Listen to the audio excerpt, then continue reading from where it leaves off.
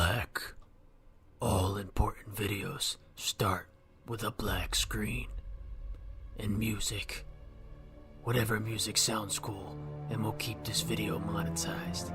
The kind of music that will make... I can't.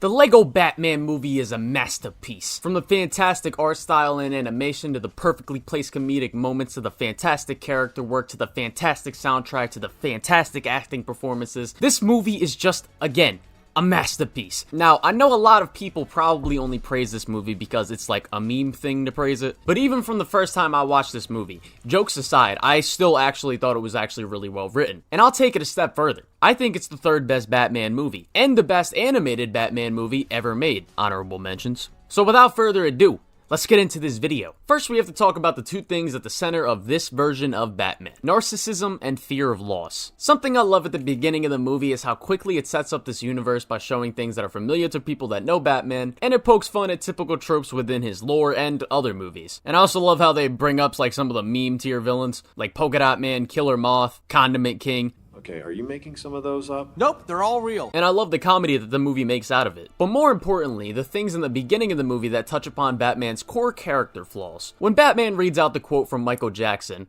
"If you want to make the world a better place, take a look at yourself and make a change." Not only does this set up his character arc for the movie, but when he changes the quote originator to Batman instead of Michael Jackson, it shows one of the traits of someone who is narcissistic. Traits include lack of empathy, need for excessive admiration, sense of entitlement, grandiose feelings, interpersonally exploitive behavior, high sensitivity to criticism, chronic feelings of emptiness and boredom, craving attention, demeaning or bullying others, interactions that are superficial and don't feel very real, passive-aggressive behavior, not being able to set proper boundaries, being very manipulative, always in a bad mood, arrogance, difficulty with attachment and depression, identity disturbance, jealousy, often try to be the center of conversations. You get it. But moving on, we have this peak opening fight scene with the greatest song of all time. You want to get nuts? Come on, let's get nuts. But writing-wise, this song also means something. Everything in the song is just hyping himself up. And then after saving the city, we see this fake facade he puts up. You're the best, Batman! Oh, I'm humble. We see that he loves the attention he gets, and the other trait of being a narcissist being the superficial interactions. Things like donating to the orphanage or saving the city, this doesn't really bring him anything internally. All it gets him is the praise of others, and that's what he likes, that short-term gratification of that praise from other people. And then, when going to his house, we see this element of loneliness. Hey, computer. I'm home. I'm home. I'm home. I'm home. After all the praise and love, he goes home to his big house with no one but himself and Alfred, who Batman treats like shit in this movie. And we can see him watching romantic movies, because internally he does want a relationship with people and friends and family. You complete me. Shut up. You had me at hello. Love it.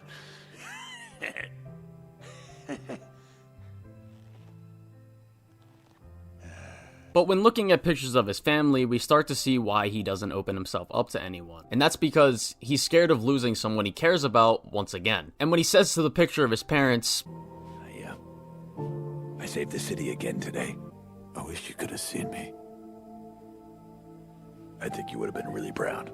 you can see that he's only really Batman because of that tragedy and trying to make them proud even from the grave. Again, touching on the fact that this doesn't really bring his life anything good internally, and he's only really doing this for the praise of others or to make his parents proud. Then Alfred shows up and he tries to get Bruce to open up about his feelings. There you are.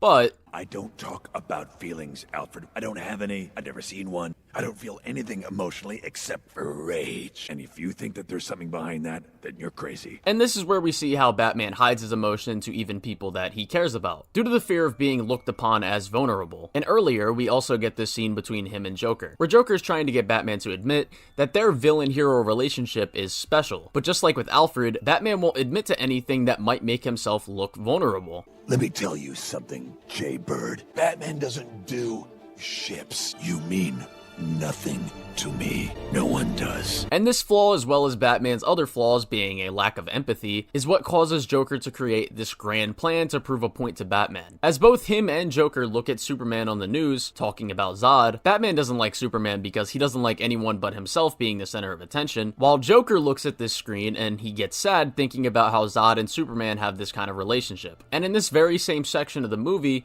we see Batman in the limo still wearing his cowl, and when Alfred tries to tell him to take it off, Fine. you can tell that Bruce doesn't want to, and for anyone who's a fan of the character, you already know what this scene means. The voice kept calling me Bruce. In my mind, that's not what I call myself. What do you call yourself? Oh yeah, I suppose you would. Next, we're introduced to two of Batman's impact characters throughout this movie. Barbara Gordon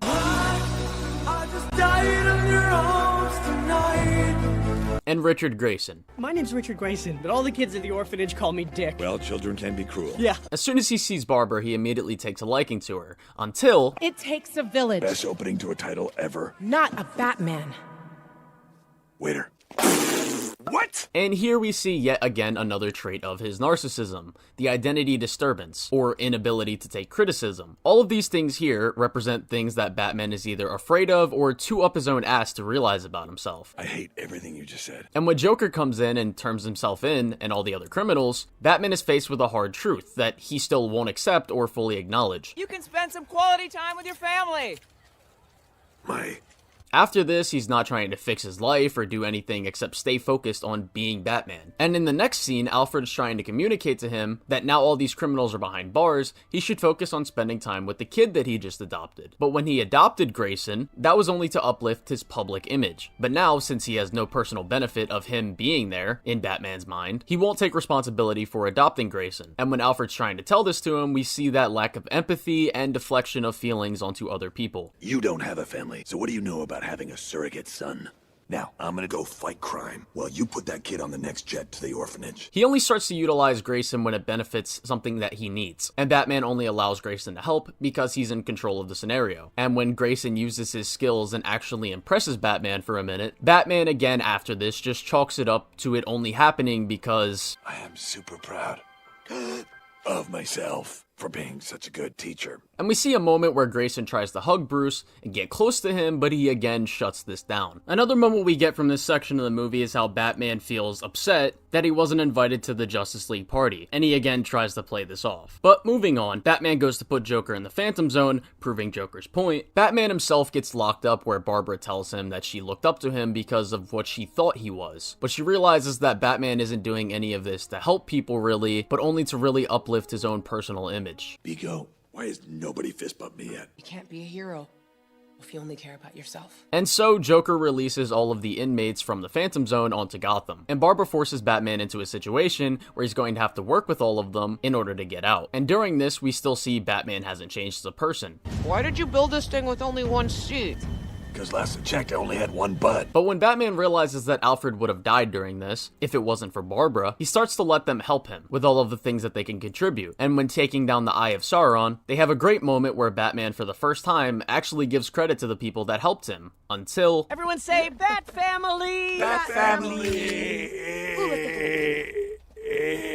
Batman is again hit with that fear of being part of a family and losing someone that he cares about. And so, to protect them, he sends them all away. And due to character flaws discussed earlier, he still won't admit to Joker what Joker wants to hear in order to stop him, and so Joker puts Batman into the Phantom Zone, where he is faced with everything he's done throughout the movie, and he even sees that this influence that he's had over Grayson What would Batman do? causes Grayson to almost get himself killed. And so he has a final moment of self-reflection, and he finally develops as a person. He takes accountability, and after saving the Bat-Fam from the villains and opening up to them, and admitting to Joker what he wants to hear, Batman saved not only the city, but he also saved himself. But this time, it was for the right reason, and he finally took the words of Michael Jackson. I genuinely love the character arc that Batman has in this movie, and I love how all the impact characters are utilized within this movie as well. Barbara being someone who looked up to Batman and was disappointed by what she thought of him, and she makes Batman realize that working alone and trying to do everything yourself and remaining lonely won't do him any good.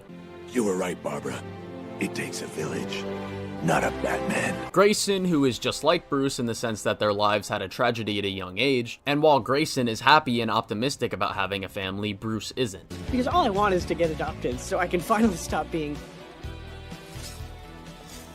alone. And as they work together throughout the movie, he tries to connect with Batman, and when this continues to fail, he tries to be like Batman, and Batman realizes that his poor influence changed this kid for the worse. Alfred, who represents that family that never left Bruce, and he has always been there for him, and Batman realizes that he's been horrible to him and neglectful of that presence in his life, and Joker, who is the catalyst of everything that happens in the plot. He wants to prove to Batman that he and Batman's relationship is special, because Joker also feels alone. He does all of these things to Batman just to get him to notice his superiority over Batman's other villains. And what's funny is that Batman's flaws cause him to want to work alone and neglect people in his life and wanting to be the only hero. And when Batman tells Joker that he means nothing and their relationship is nothing, this also causes Joker to disregard all of the other villains that were trying to help him, and he forces Batman to develop as a character. And we get this great ending between them. You're the reason why I get up at 4 o'clock in the afternoon and pump iron until my chest is positively sick.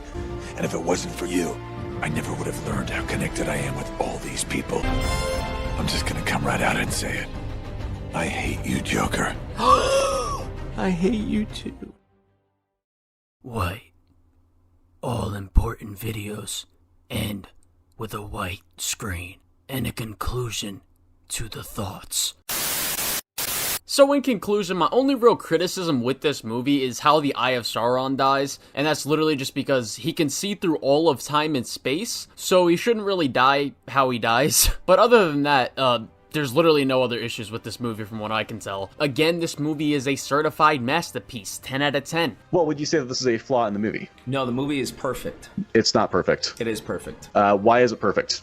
Goodbye. Let me know what you all think of the movie in the comments. I would appreciate it if y'all would go support me on Patreon. Link is in the description. I hope you all enjoyed this video, and yeah.